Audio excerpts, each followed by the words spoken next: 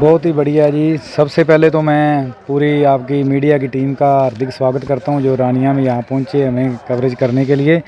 तो माहौल की बात करें तो आज हम रानिया अनाज मंडी डोर टू डोर कर रहे थे और बहुत ही ज़्यादा उत्साह है लोगों में, रानिया के लोगों में। लोग चाहते हैं कि अब हम बदलाव करें, क्योंकि हर एक पार्टी के हर एक नेता को उन्होंने एक एक मौका दिया है।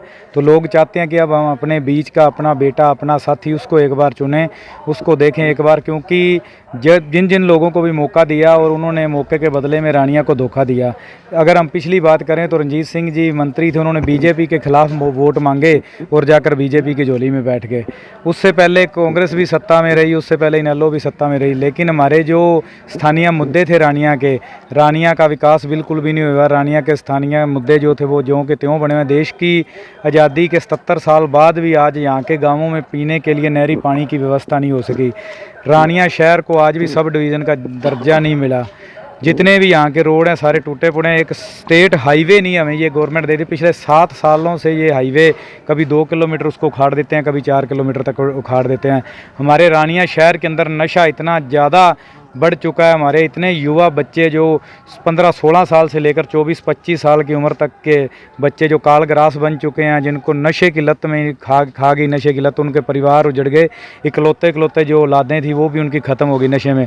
तो इन चीज़ों की तरफ किसी का ध्यान नहीं है। लोग चाहते हैं कि इन बड़े परिवारों को, बड़े लोगों को बहुत देख लिया, अब अपने बीच का अपना साथी जो हर समय हमारे बीच में रहता है, हम उसे एक मौका देंगे। और लोगों में लोग लहर है, लोग साथ चल रहे हैं। मंत्री रंजीत चौटाला पिछली बार निर्दलीय चुनाव लड़े थे, इस बार भी निर्दलीय है। हालांकि उनका कहना है कि मैंने जितना विकास रानिया में करवाया है इतना पूरे हरियाणा में कहीं भी नहीं हुआ। तो आप लोग कह रहे हैं कि धरातल पर काम नहीं हो, तो क्या मंत्री साहब ने सिर्फ सत्ता की मलाई खाई है? देखो जी, ये तो सारा शहर जानता है, पूरा एरिया जानता है कि सब यही बोलते हैं कि 5 साल सत्ता में पूरी बैठकर उन्होंने मलाई खाई और कुछ नहीं किया। आप सिरसा से चले हो, आप गाड़ी में हो, आप देख लेना खुद कि क्या हालात थे पूरे स्टेट हाईवे के। रानिया के अंदर देख लो, कोई डिवाइडर नहीं है, पूरी तारें ऊपर स्ट्रीट लाइटों की बिछी पड़ी हैं। आधा घंटा बरसात हो जाए तो रानिया के पूरे बाजार पानी से भर जाते हैं। कोई पानी निकासी का सिस्टम नहीं है यहाँ पे। तारें ऊपर पड़ी हैं, किसी भी तरह की अनहोनी घटना किसी भी समय हो सकती है। जितने वार्डों में यहाँ भी जाते हैं तो वहाँ नशे में जो लोग हैं वो इनके नाम की धमकियाँ देते हैं और लोगों के साथ झगड़ा कर लेते हैं। तो अगर हम इनकी बात करें तो पीछे आपने देखा ही था, मीडिया में भी काफ़ी खूब वायरल हुआ था, जब मंत्री जी के लोगों ने इनके भतीजे के ऊपर आरोप लगाए कि उनके राज में नशा बिका, कंडा लगा कर लोगों ने नशा बेचा। और उन लोगों ने मंत्री की जो ऊपर आरोप लगाए कि मंत्री जी के जो लोग हैं वो नशा बेचते हैं। तो हम तो यही कहते हैं कि चाहे उनके राज में बिका, चाहे इनके राज में बिका, मरे तो रानिया के लोग, बच्चे तो रानिया के शिकार हुए।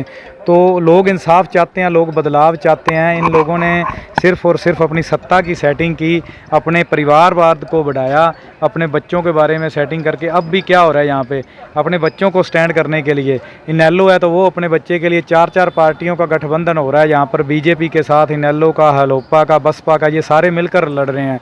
अगर हम रणजीत सिंह जी की बात करें तो वो जेजेपी के साथ समझौता करके बैठे हैं। पिछली बार इनेलो और जेजेपी ने इनको समर्थन दिया था, वो सब ने देखा किस तरह से सेटिंग करके ये सत्ता में आते हैं। और लास्ट बार भी मंत्री जी कहते थे कि एक मौका मेरे को दे दो, और इस 5 साल मलाई खाने के बाद अब फिर कह रहे हैं कि हमें एक मौका और अगले 5 साल दे दो और उसके बाद मेरा पोता है, मैं उसको आपके हवाले करके जाऊंगा। उन्होंने क्लियर कर दिया कि आपने 50 साल मेरे लिए कुर्सियां और दरियां बिछाई, अब अगले 50 साल मेरे पोते के लिए बिछाना।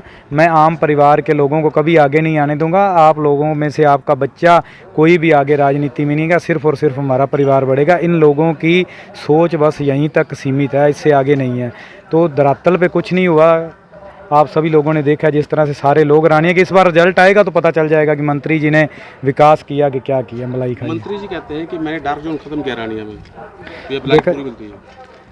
देखो जी, कहने से कुछ नहीं होता। मैं पहले कह चुका हूँ, बेडरूम में बैठकर तो करोड़ों रुपए बीजेपी की सरकार ने कहा कि हमने ये कर दिया, हमने वो कर दिया। वही काम मंत्री जी भी उन्हीं की सत्ता में रहे हैं, उन्हीं के साथ ही रहे हैं।